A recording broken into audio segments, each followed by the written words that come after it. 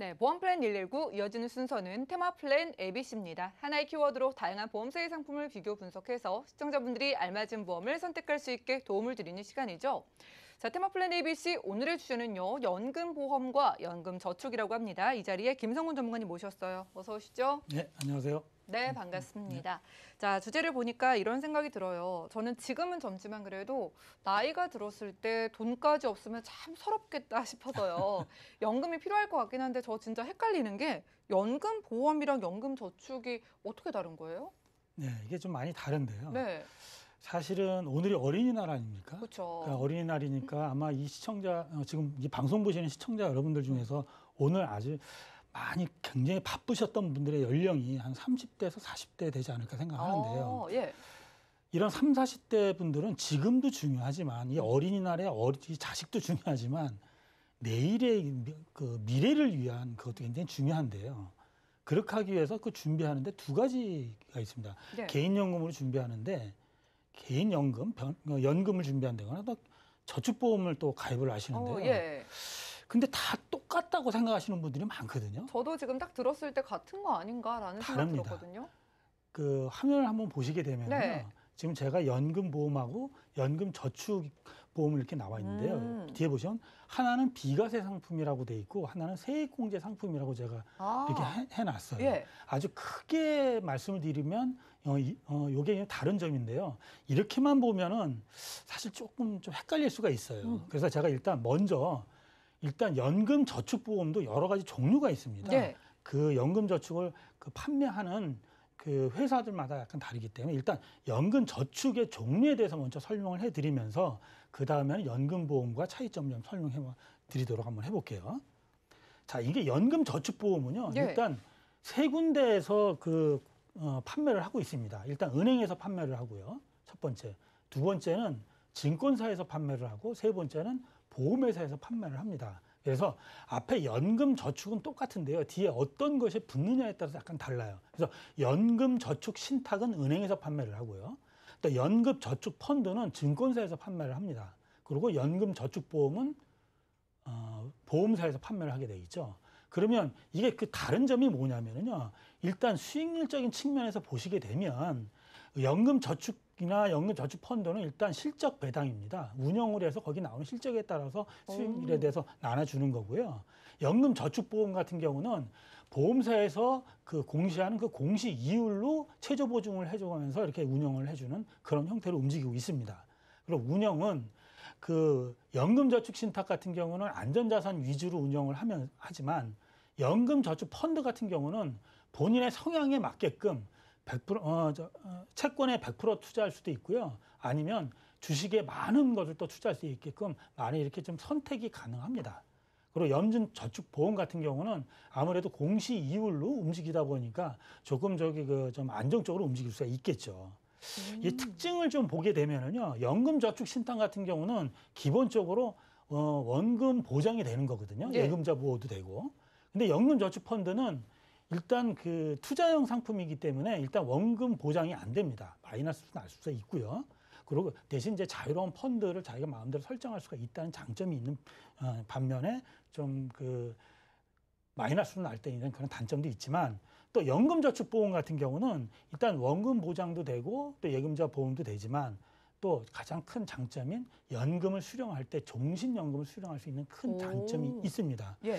이렇게 좀 크게 제가 이렇게 설명을 드렸지만 제가 이렇게 콕 집어서요 좀 장단점을 한번 하면 금방 좀 이해하실 수 있겠죠. 그러니까요. 뭐 이 상품들이 나오는 곳이 은행도 있고 보험사나 증권사도 있었잖아요. 각각 그럼 장단점이 따로따로 있는 거예요? 있습니다. 네. 제가 한번 보시면 첫 번째로 연금저축보험 한번 보시게 되면은요. 네. 일단 공시 이율로 움직이기 때문에 일단은 최저 보증이기 때문에 원금 손실이 있을 수가 없습니다.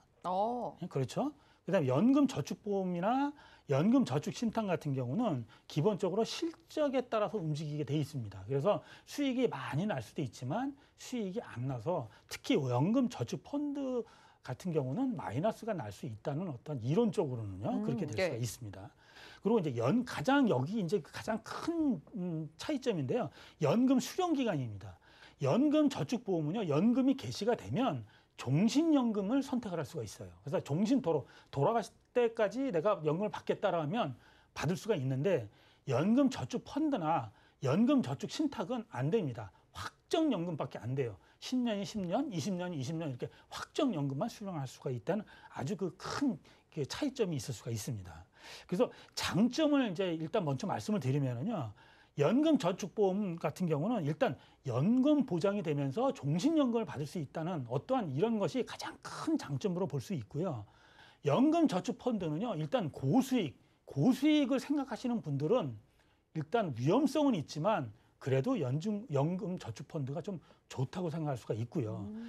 연금저축신탁 같은 경우는 일단 예금자 보호가 되는데요. 일단 납입기간 금액이나 이런 시기를 마음대로 좀 조절할 수가 있는 어떤 큰 장점이 있는 반면에 일단 단점은요. 연금저축보험 같은 경우는 좀 초기에 사업비를 좀 많이 띱니다. 다른 세계에 비해서. 근데 이제 일정 기간 가면은 사업비를 안 띄기 때문에 그건 좀 좋지만 어쨌든 초기 사업비가 좀 높고요. 그다음에 이제 공시 이율, 최저 보증이 있기는 하지만 일단 최저 보증 이율이 상당히 낮습니다. 그래서 뭐 최저 보증 이율이 뭐 0.5%, 0.0 몇 %밖에 안 되기 때문에 좀 낮은 수익률밖에 안 되는 단점이 좀 있습니다. 그리고 연금저축펀드 같은 경우는 연금 보장이 불가하거든요. 그렇기 때문에 좀 그리고 또 예금자 보호도 안 됩니다. 그리고 연금저축신탁 같은 경우는 그 기본적으로 신탁하는 그 운영하는 것들이 그 채권형이 거의 다 많기 때문에 수익률이 굉장히 낮고요. 선택의 여지가 굉장히 좋습니다. 그래서 여러분들이 이 세 개 회사를 잘 선택을 하시는데요. 연금저축을 만약 가입을 하실 때는 나는 몰라 무조건 나는 그냥 그래도 수익률이야 이렇게 생각하시는 분들은 그래도 증권사의 연금저축펀드가 좀 나을 것 같고요. 그래도 좀 안정적이면서 좀 가겠다라고 하면 연금신탁보다는 보험사의 연금저축보험을 좀 가입하는 게 낫지 않을까 이렇게 좀 판단이 드네요. 그러네요. 연금저축에서도 상품에 따라서 이제 안전성이나 수익 면에서도 차이가 있었잖아요. 네네. 자, 연금저축을 알아봤으니까 이제 연금보험 안에서 또 종류가 있죠. 그렇습니다. 연금보험은요. 여러분들 연금보험은 개인연금은요. 크게 나눠서 변액연금하고 그 공시이율 연금이 있어요. 예. 그래서 요새는 그런데 이제 그 변액연금하고 공시이율 연금 중에서 공시이율 연금은 여기 지금 화면에 나오고 있는 일반 연금보험이 바로 그 연금보험인데요. 공시이율 연금보험인데요. 네. 공시이율 연금보험은 선택을 하지 마시기를 제가 권해드리겠습니다. 왜 워낙 그러냐면 금리가 낮으니까요. 맞습니다. 지금 최저 보증이율이 0.5% 정도, 심한 경우 0.3%밖에 안 되거든요. 예. 그러면 내 돈 넣고 결국은 수익률은 마이너스밖에 안 되는 거예요. 실질 수익은. 그렇죠. 뭐 이게 시간에 투자를 하는 것도 생각을 해보면은 오히려 마이너스라고도 볼 수 있겠네요. 그렇습니다. 그렇기 때문에 공시이율 연금보다는 무조건 변액연금을 선택을 하시라고 제가 적극적으로 좀 추천을 해드리겠습니다. 좋습니다. 그럼 개인연금보험은 우리가 변액연금보험이라고 치고 네. 이제 연금저축과 한번 비교를 해볼까요? 그렇죠. 그럼 제가 연금저축보험은 이제 연금저축은 이제 세 가지를 말씀드렸고 네. 개인연금은 두 가지로 말씀드렸는데 크게 나눠서 연금보험하고 연금저축의 아주 큰 차이점을 제가 말씀을 드리도록 하겠습니다. 네. 자, 연금보험은요. 일단 기본적으로 보험사에서 운영을 하고요. 연금저축은 아까도 말씀드렸다시피 보험사도 운영을 하고 은행도 운영하고 증권사도 운영을 합니다. 그런데 가장 큰 연금보험하고 연금저축의 그 차이점은요. 바로 세금의 문제예요. 빨간 글씨로 딱 글씨가 그렇습니다. 써져 있네요. 연금보험은요. 일단 세제 내가 이거 연말정산하고 이렇게 세제는 없습니다. 바로 비과세만 된다는 거예요. 그러니까 어느 일정 기간이 지나고 나면 세금을 안 받는 비과세가 되지만 연금저축은요. 바로 여러분들이 연말정산할 때 13원의 월급을 받게 되시죠. 그런 연말정산할 때 여러분들한테 그 세제를 그 공제를 해서 되돌려주는 세제 그 적격 상품입니다. 그래서 최대 16.5%까지의 내신 세금을 돌려드리는 세제 적금 한도고요. 그다음에 이제 한도를 보면은요.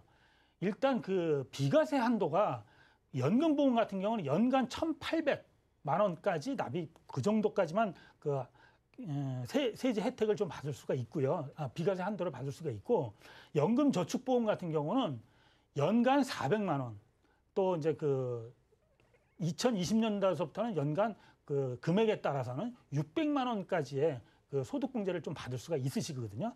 최대 66만 원까지의 세금을 환급을 받을 수 있는 어떤 그런 상태입니다. 그래서 제약은요, 연금보험 같은 경우는 반드시 10년 이상 유지를 하셨을 경우에 5년 납 이상 납입을 하시고 10년 이상 유지를 했을 경우에 한해서만 이런 그 비과세 혜택을 드리는 거고요. 연금저축 같은 경우는 5년 이상 납입을 하셔야 됩니다. 그리고 55세 이상 됐을 때 반드시 연금으로 수령을 하셔야 돼요. 10년 이상. 만약에 연금을 5년 이상 납입을 하지 않으시거나 또 연금을 10년 이상 수령하지 않았을 경우에는 여러분이 내셨던 그 소득 세제 혜택을 받으셨잖아요. 예. 이거를 다 토해내셔야 됩니다. 그래요? 중요한 거는 여러분들 그 내실 때요. 내가 냈던 세금만 그 반납을 하는 게 아니라 여러분들의 그 해지환급금에서 그 기타 소득세를 징수를 합니다. 예. 그래서 그 더 많은 받았던 그 세제 혜택보다 훨씬 더 많은 세금을 반납을 하셔야 되고요. 또 특히 5년 이내에 해지했을 경우에는요, 또 그 부과가 됩니다. 거기에. 그래서 훨씬 더 많은 세금을 다시 그 반납을 해야 되는 상황이 있기 때문에 이 점 유념하시고요.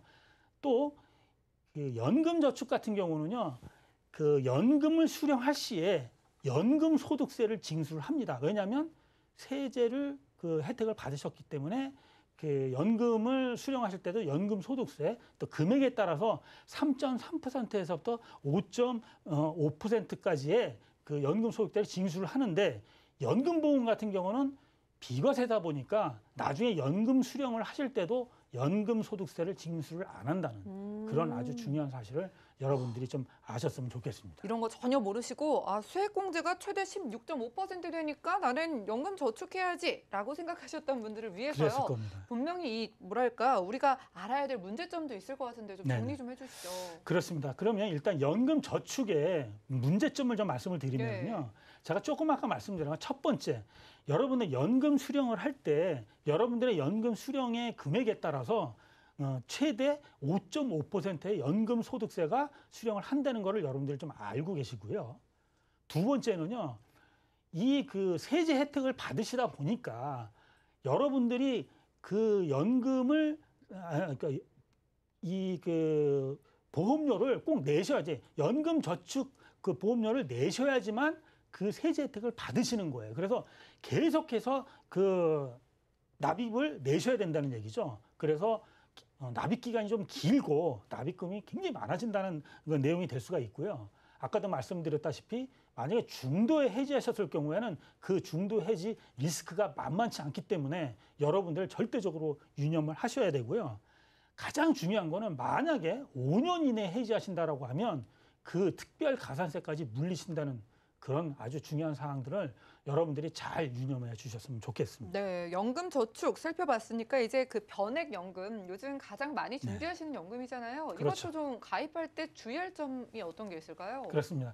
자, 연금보험에서는요, 그 여러분들 이 변액은요, 기본적으로 여러분이 그 변액 보험은 투자형 상품이기 때문에 여러분의 성향에 맞게끔 투자를 하셔야 돼요. 그래서 여러분이 변액연금을 가입을 하시게 될 경우에는 여러분의 그 적합성 검사를 하게끔 돼 있거든요. 그래서 여러분이 안정형이냐, 중립형이냐, 또 그 투자형이냐 이렇게 해서 다 나눠집니다. 그래서 나눠지기 때문에 여러분의 그 투자 성향에 맞게끔 잘 적절하게 해서 그 펀드를 설정해서 투자하는 것이 좋고요.